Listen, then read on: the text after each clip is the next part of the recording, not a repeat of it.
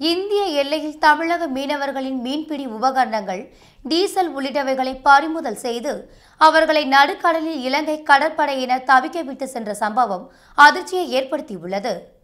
நாகை மாவட்டம் செருதூர் மீனவ கிராமத்தை சேர்ந்த முருகேசனுக்கு சொந்தமான பைபர் படகில் சக்திமயில், சண்முகம், மணிமாறன், ஜெயமாறன் உள்ளிட்ட 4 பேர் கடந்த 20ஆம் தேதி கடலுக்கு மீன்பிடிக்க சென்றனர்.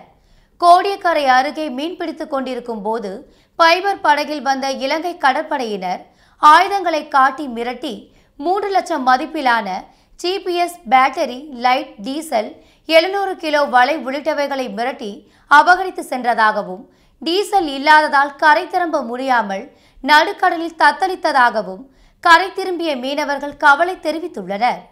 இலங்கை கடற்படை ஒருபுறமும், இலங்கை கடற்கொள்ளையர்கள் ஒருபுறம் என தொடர்ந்து கடலில் தொழில் செய்ய முடியாமல் பாதிப்புக்கு உள்ளதாகவும், முருகேசன் படகில் இதுவரை 17 முறை வடைகளை அபகரித்து சென்றுள்ளதாகவும் படகு உரிமையாளர் தெரிவித்துள்ளார்.